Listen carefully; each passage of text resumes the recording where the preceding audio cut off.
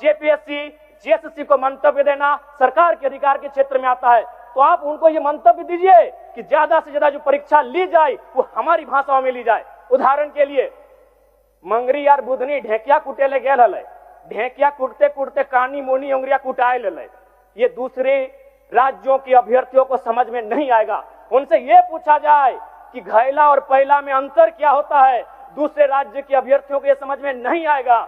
आप अगर उनको सिलेबस देंगे तो सिलेबस को कोई भी याद कर सकता है, उन्हें सिलेबस नहीं, जो हम लोग गांव में होता है, जो हमारी संस्कृति में होता है, जो हमारी परंपराओं में होता है, उनके आधार पर परीक्षाएं ली जाएं। और नहीं तो ये मैया सम्मान योजना की राशि मैं सराहना करता हूं सरकार की, लेकिन कब तक बांध के रखेगी हमारे नौजवानों को और हमारी उन माओं को जिनको आप 2,500 रुपए दे रहे हैं, लेकिन उन्हीं की बेटों और बेटी की नौकरियां जो 50,000, 70,000, 90,000 आप दूसरे राज्यों को बेचने का काम कर रहे हैं। ये शहादत, ये संघर्ष, ये झारखंड आंदोलन किस लिए, किस दिन के लिए कि 150, 220 सीटों में 150 सीटें राजस्थान के लोगों का हुआ, तो फिर कोई औचित्य नहीं इस राज्य के निर्माण का, कोई औचित्य नहीं विनोद बिहारी महतो, जयपाल सिंह मुंडा और दिसम गुरु शिबू सोरेन के आंदोलन का। आज इस राज्य के युवाओं के सपनों के साथ धोखा हो रहा है अध्यक्ष महोदय। जो निजी कंपनियां स्थानीय लोगों को 75% रोजगार नहीं दे रही हैं, आप उनमें कब्जा कर लें। ये क्या बात हुई? हम विधायक अगर इस बात को रखते हैं तो समझ में आता कि भाई एक विधायक ऐसा बोल रहा है। मुख्यमंत्री, राज्य के मुखिया, राज्य के अगुवा कह रहे हैं कि आप कब्जा कर ले। क्यों कब्जा करेंगे? आप इस राज्य के अगुवा हैं। मैं एक उदाहरण आपको दूंगा। सदन में चंपई सोरेन जी नहीं है, शायद उनके नाती का निधन हुआ है, मुझे भी सूचना मिली है। मैं पहले उनके नाती को श्रद्धांजलि देता हूं, उनको ढांढस मिले। एक घटना याद कराता हूं, माइथेन की, एमपीएल की, बहुत ही शक्तिशाली प्रोजेक्ट है जो महाराष्ट्र से संचालित होती है। एक आदिवासी नौजवान का मृत्यु हुआ था दुर्घटना के कारण। हम लोग 6 दिनों से धरना पर बैठे थे और नियोजन की मांग कर रहे थे, मुआवजा की मांग कर रहे थे। कंपनी ने स्पष्ट कह दिया कि ना नियोजन मिलेगा ना मुआवजा मिलेगा। चंपई सोरेन जी गए, उन्होंने महाराष्ट्र में बैठे अधिकारी को फोन लगाया। जब बात नहीं मानी, डीसी से कहा झारखंड की पुलिस को यहां से बाहर करिए, यहां के झारखंड के लोग इस कंपनी को सबक सिखा लेंगे। यह बोली होनी चाहिए कि मुख्यमंत्री की। चंपई सोरेन जी ने स्पष्ट कहा कि अगर ये कंपनी हमारी बात नहीं सुन रही है तो इसे, यहां डीसी को उन्होंने सीधे निर्देश दिया हमारे सामने, धनबाद डीसी को, कि आप जितना भी झारखंड पुलिस यहां तैनात है सबको बाहर करिए। अगर ये हमारी जमीनों पर खड़ा होकर हमारी बात नहीं सुनता है तो यहाँ के लोग इसे देख लेंगे। इसलिए ये मुख्यमंत्री का बयान नहीं होना चाहिए कि आप कब्जा कर लें।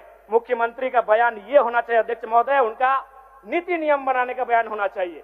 इसलिए आज इस राज्य को अगर आवश्यकता है तो नियोजन नीति की आवश्यकता है। आज नियोजन नीति नहीं रहने के कारण हमारे राज्य के युवा पलायन कर रहे हैं, हमारे राज्य के युवा बेरोजगारी का सामना कर रहे हैं और कई अवसरों पर तो आत्महत्या तक का प्रयास कर रहे हैं। इसलिए अध्यक्ष महोदय, आज इस राज्य को आवश्यकता है, नियोजन विभाग के बजट पर बहस हो रही है, इस राज्य को नियोजन नीति की आवश्यकता है। मैं यहाँ संविधान का, भारत के कानूनों का, चूंकि भारत का संविधान जो कि कहता है 16(2) हम धर्म, जाति, नस्ल, लिंग, वंश, जन्म स्थान या निवास स्थान के आधार पर सरकारी नौकरियों में भेदभाव नहीं कर सकते हैं। मैं भारत के संविधान का सम्मान करता हूं, लेकिन इसमें कहीं नहीं लिखा है कि हम भाषा के आधार पर भेदभाव नहीं कर सकते हैं। अध्यक्ष महोदय, राज्य सरकार को चाहिए कि जिला नहीं, अगर संभव हो तो प्रखंड में जाकर भाषा का चयन किया जाए और भाषा के आधार पर परीक्षा लिया जाए। भारत का संविधान कहीं आड़े नहीं आएगा, क्योंकि भारत का संविधान भाषा की बात नहीं करता है।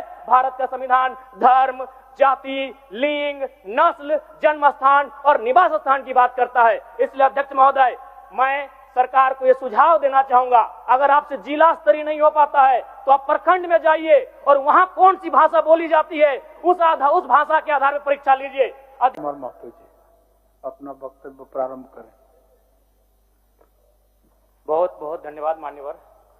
सबसे पहले छोटा सा आग्रह है कि जो सवाल हमें दिए जाते हैं कृपया 11-10 बजे रात तक दिए जाए महोदय। 1-2 बजे दिए जाते हैं और तैयारी 3 बजे 4 बजे सुबह तक करनी पड़ती है। आज मैं बीमार हूं और अभी पैरासीटामोल की दवा खाकर सदन को अटेंड कर रहा हूं, इसीलिए करबद्ध प्रार्थना है कि 11 बजे से पहले हमें सवाल दिए जाए। बिल्कुल ये बात आ चुकी है जरा। तबीयत मेरा बहुत खराब है। आज व्यवस्था करते हैं, आज व्यवस्था करो। तो सबसे पहले आज श्रम नियोजन प्रशिक्षण विभाग एवं उद्योग विभाग के अनुदान मांग बजट पर मैं इस वाद विवाद में कटौती प्रस्ताव के समर्थन में अपनी बात रखने आया हूं। अध्यक्ष महोदय, यह विभाग काफी महत्वपूर्ण विभाग है। अगर झारखंड आंदोलन की बात करें, जब धनबाद कोयलांचल से इस आंदोलन को गति दी गई थी तो श्रमिकों का एक बहुत बड़ा योगदान था। लेकिन आज अगर मैं श्रमिकों की बात करूं, श्रमिक वे होते हैं जो अदृश्य नायक की तरह इस राज्य के निर्माण में अपनी भूमिका का निर्वहन करते हैं। चाहे वो विधानसभा के निर्माण की बात हो, सड़क पुल के निर्माण की बात हो, या बगल में हाईकोर्ट या क्रिकेट स्टेडियम के निर्माण की बात हो। लेकिन जब हम उनकी सुविधा की बात करते हैं अध्यक्ष महोदय, तो हमें लगता है हमारे राज्य के पास उनके लिए कोई तैयारी नहीं। मैं बात कर रहा हूं हमारे दिहाड़ी मजदूरों की, सब्जी और फल विक्रेताओं की, और उन हजारों टेम्पो चालकों की जो बिना किसी छुट्टी या सामाजिक सुरक्षा के झारखंड की अर्थव्यवस्था का चक्का घुमा रहे हैं। वर्तमान की स्थिति क्या है मान्यवर? वर्तमान में राज्य के श्रम कानूनों में इन ओपन मजदूरों के लिए कोई स्पष्ट और प्रभावी ढांचा मौजूद नहीं है। एक निर्माण श्रमिक या रेहड़ी पटरी वाला व्यक्ति जब सुबह घर से निकलता है तो उसे यह नहीं पता होता है कि आज काम मिलेगा या नहीं मिलेगा, और यदि काम मिल भी जाए तो दुर्घटना की स्थिति में उसके पास ना तो बीमा है, ना इलाज के लिए ESI की सुविधा है, और ना ही बुढ़ापे के लिए PF का सहारा है। अतः मैं सरकार को स्पष्ट सुझाव देना चाहूंगा कि इन श्रमिकों को व्यवस्था के दायरे में लाने के लिए एक यूनिक वर्कर आईडी प्रणाली लागू की जाए। यह केवल एक कार्ड नहीं बल्कि उनके अधिकारों का सम्मान होगा। जितने भी असंगठित मजदूर, वेंडर और चालक इस आईडी के तहत उन्हें पंजीकृत किया जाए, मैं सरकार से यह मांग करना चाहता हूं। अध्यक्ष महोदय, प्रवासी मजदूर, मैंने हर बार प्रवासी मजदूरों की समस्याओं को लेकर विभाग से सवाल किया, विभाग का उत्तर मिला। हालांकि प्रवासी मजदूरों की दुर्घटना पर मंत्री महोदय का कोऑपरेट रहता है, उसके लिए मैं उन्हें बधाई दूंगा। लेकिन मंत्री महोदय, आपके पास डेटा बिल्कुल गलत रहता है। जो भी विभाग आपको डेटा देता है आपको स्पष्ट जानकारी नहीं देता है। क्योंकि आप कोरोना काल के आंकड़ों को निकालिए, जिसमें माननीय मुख्यमंत्री श्री हेमंत सोरेन जी के नेतृत्व में लगभग 12 लाख प्रवासी मजदूरों को हम लोगों ने झारखंड सकुशल वापस लेकर आए थे। तो सवाल ये बनता है कि जब हम 12 लाख मजदूर वापस लेकर आए तो हमारे पास डेटा में मात्र 2 लाख उपलब्ध कैसे हैं? इतनी बड़ी असमानता कैसे, इतना बड़ा तालमेल का गड़बड़ी कैसे हो सकता है? अनुमानित 12 लाख हम लेकर आए थे, और अगर मान लिया जाए तो हमें लगता है 16 लाख से ज्यादा प्रवासी मजदूर इस राज्य से बाहर दूसरे राज्यों में और दूसरे देशों में रहते हैं। तो इसलिए अध्यक्ष महोदय, मैं माननीय मंत्री महोदय से आग्रह करूंगा, और विशेषकर चूंकि आज एक ऐसे राज्य जो 40% खनिज संपदा देता है, और उस राज्य में प्रवासी मजदूरों की संख्या में इजाफा होना भी इस राज्य के लिए चिंता का विषय है। अभी विजय कुमार महतो की मौत की जो बात थी वो ठंडी हुई नहीं कि उसी गांव में दूसरे प्रवासी मजदूर की फिर एक डेड बॉडी वापस आई है महोदय, जो कि बहुत ही चिंता का विषय है। आज सरकार को प्रवासी मजदूरों के हितों की रक्षा के लिए विशेष कानूनों को बनाने की आवश्यकता है। अब मैं बात करता हूं महोदय नियोजन की। अगर नियोजन की बात करें तो सबसे पहला बात, नियोजन के जो आंकड़े हैं उन आंकड़ों के अनुसार, और ये माननीय वित्त मंत्री महोदय ने अभी सार्वजनिक रूप से स्टेटमेंट दिया था कि हमारे पास नियोजन के आंकड़े लगातार घट रहे हैं। 2022 की स्थिति थी कि हमारे पास 5,33,000 पदों का सृजन था, जो 2023 में घटकर 4,66,000 हो गया। और आज की बात करें, एक दिन पहले माननीय सदस्य सत्येंद्र तिवारी जी ने भी सवाल किया था और जवाब मिला, लगभग 45% जो पद हैं वो आज भी रिक्त हैं। आज तो ये कहीं ना कहीं चिंता का विषय है। दूसरी बात, पहला तो नियोजन के मामले में सरकार काफी पीछे है, और जो अगर हम नियोजन कर भी रहे हैं तो उसमें क्या हो रहा है अध्यक्ष महोदय, नियोजन नीति नहीं रहने के कारण हमारे राज्य के युवाओं के साथ बहुत बड़ा धोखा हो रहा है। इस राज्य की निर्माण का जो उद्देश्य था वो उद्देश्य कहीं ना कहीं यह दिख रहा है कि हम उस उद्देश्य से काफी भटक चुके हैं। इस राज्य का निर्माण इसलिए नहीं हुआ था कि हमारे राज्य के युवा बेरोजगारी का सामना करेंगे, हमारे राज्य के युवा अन्य प्रदेशों में जाकर मजदूरी, दिहाड़ी मजदूरी करने का काम करेंगे। यहां तक युवाओं, नौजवानों, भाइयों की बात तो छोड़िए, आंकड़े यह बताते हैं कि हमारे राज्य में लगभग 75,000, जिनमें अधिकांश आदिवासी बहनें मुंबई में, गुजरात में, दिल्ली में, चंडीगढ़ में, उन बड़े शहरों में दाई घर में झाड़ू पोछा लगाने का काम करती है। एक केरल राज्य है जहां की बहनें अगर अपने घर की चौखट को लांघती हैं तो वो डॉक्टर बनकर किसी राज्य में जाती हैं। दूसरे राज्य की बहन बेटियां अगर अपने घर की चौखट को लांघती हैं तो वो किसी सरकारी पदों को धारण करके दूसरे राज्य में जाती हैं। लेकिन झारखंड के लिए चिंता का विषय है कि हमारे घर की बहु बेटियां अगर चौखट को लांघती हैं तो नौकरानी बनकर दूसरे राज्यों में जाती है। अध्यक्ष महोदय, ये आंकड़े बताते हैं। इसलिए मैं कुछ आंकड़ों के माध्यम से बताना चाहूंगा। सीएचओ की नियुक्ति जिसमें 550 सीट था, 220 सीटें अनरिजर्व थी, जिनमें 150 तो राजस्थान से हुए। ये शहादत, ये संघर्ष, ये झारखंड आंदोलन किस लिए, किस दिन के लिए कि 220 सीटों में 150 सीटें राजस्थान के लोगों का हुआ, तो फिर कोई औचित्य नहीं इस राज्य के निर्माण का, कोई औचित्य नहीं विनोद बिहारी महतो, जयपाल सिंह मुंडा और दिसम गुरु शिबू सोरेन के आंदोलन का। आज इस राज्य के युवाओं के सपनों के साथ धोखा हो रहा है। अध्यक्ष महोदय, बातें यहीं नहीं रुक रही हैं। 2023 में पब्लिक प्रोसिक्यूटर में 113 पोस्ट हैं, जिनमें 72 सीटों में गैर झारखंडियों की नियुक्ति ली गई। गिरिडीह जिला में 2023 में 12 हाई स्कूल टीचर की बहाली ली गई, जिसमें 8 टीचर गैर झारखंड के थे। बोकारो जिला में उसी साल 13 हाई स्कूल टीचर की बहाली ली गई, जिसमें 9 बाहर के थे। 2022 में जेपीएससी के द्वारा 232 सीटों में 125 अनरिजर्व थे, जिसमें 82 गैर झारखंड के थे। अध्यक्ष महोदय, ये महज आंकड़े नहीं, इस राज्य की एक शर्मनाक स्थिति को बता रहा है कि हमारे पास क्या प्लानिंग है, हमारे पास क्या तरीके हैं कि हम इन चीजों को रोक सकें। 2024 में जेपीएससी के द्वारा 28 टाउन प्लानर की नियुक्ति हुई, जिसमें 17 गैर झारखंड के हैं।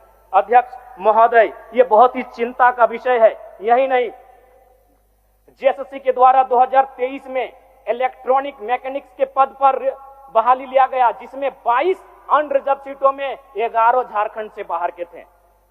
जेएसएससी के द्वारा 2023 में ड्राइंग प्रशिक्षण पदाधिकारी के पोस्ट पर नियुक्ति ली गई, जिसमें 43 अनरिजर्व सीटों में 22 गैर झारखंड के थे।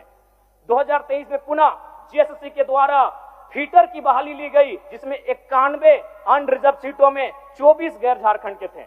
2023 में पुनः जेएसएससी के द्वारा वायरमैन की बहाली ली गई, जिसमें 5 अनरिजर्व सीटों में 4 गैर झारखंड के हुए। 2023 में जेएसएससी के द्वारा पुनः वेल्डर पोस्ट की बहाली ली गई और इस बार 46 अनरिजर्व सीटों में 16 गैर झारखंडों की नियुक्ति ली गई। 2023 में पुनः इलेक्ट्रीशियन के पद पर जेएसएससी के द्वारा बहाली लिया गया और इस बार 93 अनरिजर्व सीटों में 29 सीटें गैर झारखंडियों को गई। अध्यक्ष महोदय, जो कि चिंता का विषय है। अध्यक्ष महोदय, अब इसमें बात आता है भारत के संविधान का, भारत के कानूनों का। चूंकि भारत का संविधान जो कि कहता है 16(2) हम धर्म, जाति, नस्ल, लिंग, वंश, जन्म स्थान या निवास स्थान के आधार पर सरकारी नौकरियों में भेदभाव नहीं कर सकते हैं। मैं भारत के संविधान का सम्मान करता हूं, लेकिन इसमें कहीं नहीं लिखा है कि हम भाषा के आधार पर भेदभाव नहीं कर सकते हैं। अध्यक्ष महोदय, राज्य सरकार को चाहिए कि जिला नहीं, अगर संभव हो तो प्रखंड में जाकर भाषा का चयन किया जाए और भाषा के आधार पर परीक्षा लिया जाए। भारत का संविधान कहीं आड़े नहीं आएगा, क्योंकि भारत का संविधान भाषा की बात नहीं करता है। भारत का संविधान धर्म, जाति, लिंग, नस्ल, जन्म स्थान और निवास स्थान की बात करता है। इसलिए अध्यक्ष महोदय, मैं सरकार को यह सुझाव देना चाहूंगा, अगर आपसे जिला स्तरीय नहीं हो पाता है तो आप प्रखंड में जाइए और वहां कौन सी भाषा बोली जाती है उस भाषा के आधार पर परीक्षा लीजिए। अध्यक्ष महोदय, मैं एक छोटा सा उदाहरण देता हूं। अगर परीक्षा में यह पूछा जाएगा कि आंख का तारा का मतलब क्या होता है, तो इस सवाल को उत्तर बंगाल के स्टूडेंट भी देंगे, बिहार के स्टूडेंट भी देंगे, गुजरात और राजस्थान के भी स्टूडेंट देंगे। लेकिन अगर सवाल पूछा जाएगा पकड़ तरे हाथ करे करे झांक, हाथ से छूटल माछ और बांधे गड़ल कांच, एकर माने की लागय, दूसरे राज्यों के स्टूडेंट नहीं कर पाएंगे। और दूसरी बात, सिलेबस सेट करना जेपीएससी, जेएसएससी का अधिकार क्षेत्र में आता है और जेपीएससी, जेएसएससी को मंतव्य देना सरकार के अधिकार के क्षेत्र में आता है। तो आप उनको ये मंतव्य दीजिए कि ज्यादा से ज्यादा जो परीक्षा ली जाए वो हमारी भाषाओं में ली जाए। उदाहरण के लिए मंगरी यार बुधनी ढेकिया कुटेले गेल हले, ढेकिया कुटते कुटते कानी मोनी उंगरिया कुटाए ले। ये दूसरे राज्यों के अभ्यर्थियों को समझ में नहीं आएगा। उनसे ये पूछा जाए कि घैला और पैला में अंतर क्या होता है, दूसरे राज्य के अभ्यर्थियों को ये समझ में नहीं आएगा। आप अगर उनको सिलेबस देंगे तो सिलेबस को कोई भी याद कर सकता है, उन्हें सिलेबस नहीं। जो हम लोग गांव में होता है, जो हमारी संस्कृति में होता है, जो हमारी परंपराओं में होता है, उनके आधार पर परीक्षाएं ली जाए। और नहीं तो ये मैया सम्मान योजना की राशि मैं सराहना करता हूं सरकार की, लेकिन कब तक बांध के रखेगी हमारे नौजवानों को और हमारी उन माओं को जिनको आप 2,500 रुपए दे रहे हैं, लेकिन उन्हीं की बेटों और बेटी की नौकरियां जो 50,000, 70,000, 90,000 आप दूसरे राज्यों को बेचने का काम कर रहे हैं, ये कब तक बांध के रख पाएगी अध्यक्ष महोदय। इसलिए मैं सरकार को सीधा सुझाव देना चाहूंगा। और विशेषकर चूंकि मेरी आयु कम है, मैं पहली बार सदन में आया हूं और मैं चाहूंगा कि विभागीय मंत्री के साथ साथ मैं संसदीय कार्य मंत्री का बहुत आदर करता हूं, मेरे इस बात को थोड़ा ध्यान से सुने मंत्री महोदय। क्या यह संभव है 60-40, आप उसे 60-40 के स्थान पर 60-20-20 कर दें। 60 यानी जो हमारा ओबीसी, एसटी, एससी और ईडब्ल्यूएस का रिजर्व कोटा है, और 20 जनरल 1, जनरल 2। क्या ये अभी मत कुछ कहिएगा क्योंकि मेरा लय मत खराब कीजिएगा, बीच में मैं आपसे जानना चाहूंगा क्या यह संभव है जनरल 1, जनरल 2। जनरल 1 में केवल झारखंड के जनरल होंगे और जनरल 2 में झारखंड के अलावा पूरे भारत वर्ष के जनरल सामान्य अभ्यर्थियों को मौका क्या दिया जा सकता है? क्या ये संभावनाएं हो सकती हैं? मैं माननीय संसदीय कार्य मंत्री के संज्ञान में ये देना चाहूंगा अध्यक्ष महोदय। इसलिए आज इस राज्य को अगर आवश्यकता है तो नियोजन नीति की आवश्यकता है। आज नियोजन नीति नहीं रहने के कारण हमारे राज्य के युवा पलायन कर रहे हैं, हमारे राज्य के युवा बेरोजगारी का सामना कर रहे हैं और कई अवसरों पर तो आत्महत्या तक का प्रयास कर रहे हैं। इसलिए अध्यक्ष महोदय, आज इस राज्य को आवश्यकता है, नियोजन विभाग के बजट पर बहस हो रही है, इस राज्य को नियोजन नीति की आवश्यकता है। मैं आपसे ये आग्रह करना चाहता हूं अध्यक्ष महोदय। अब मैं थोड़ा सा बात करना चाहता हूं निजी कंपनियों पर। माननीय मुख्यमंत्री धनबाद गए हुए थे झारखंड मुक्ति मोर्चा के स्थापना दिवस के कार्यक्रम में गोल्फ ग्राउंड, और शायद धनबाद जाने के बाद उनके अंदर विनोद बिहारी महतो, कॉमरेड एकेरा और शिबू सोरेन की आत्मा शायद समा गई थी। लेकिन मेरा मानना है उन्होंने जो वक्तव्य वहां रखा था वो एक विधायक के रूप में रखते तो हम लोग स्वीकार करते, लेकिन एक मुख्यमंत्री के रूप में उन्होंने जो वक्तव्य रखा हम लोग कतई स्वीकार नहीं करेंगे। उनका वक्तव्य था कि जो निजी कंपनियां स्थानीय लोगों को 75% रोजगार नहीं दे रही हैं, आप उनमें कब्जा कर लें। ये क्या बात हुई? हम विधायक अगर इस बात को रखते हैं तो समझ में आता कि भाई एक विधायक ऐसा बोल रहा है, मुख्यमंत्री राज्य के मुखिया, राज्य की अगुवा कह रहे हैं कि आप कब्जा कर ले। क्यों कब्जा करेंगे? आप इस राज्य के अगुवा हैं। मैं एक उदाहरण आपको दूंगा। सदन में चंपई सोरेन जी नहीं है, शायद उनके नाती का निधन हुआ है, मुझे भी सूचना मिली है। मैं पहले उनके नाती को श्रद्धांजलि देता हूं, उनको ढांढस मिले। एक घटना याद कराता हूं, माइथेन की, एमपीएल की, बहुत ही शक्तिशाली प्रोजेक्ट है जो महाराष्ट्र से संचालित होती है। एक आदिवासी नौजवान का मृत्यु हुआ था दुर्घटना के कारण। हम लोग 6 दिनों से धरना पर बैठे थे और नियोजन की मांग कर रहे थे, मुआवजा की मांग कर रहे थे। कंपनी ने स्पष्ट कह दिया कि ना नियोजन मिलेगा ना मुआवजा मिलेगा। चंपई सोरेन जी गए, उन्होंने महाराष्ट्र में बैठे अधिकारी को फोन लगाया, जब बात नहीं मानी डीसी से कहा झारखंड की पुलिस को यहां से बाहर करिए, यहां के झारखंड के लोग इस कंपनी को सबक सिखा लेंगे। यह बोली होनी चाहिए मुख्यमंत्री की। चंपई सोरेन जी ने स्पष्ट कहा कि अगर ये कंपनी हमारी बात नहीं सुन रही है तो इसे यहां डीसी को उन्होंने सीधे निर्देश दिया हमारे सामने धनबाद डीसी को कि आप जितना भी झारखंड पुलिस यहां तैनात है सबको बाहर करिए। अगर ये हमारी जमीनों पर खड़ा होकर हमारी बात नहीं सुनता है तो यहाँ के लोग इसे देख लेंगे।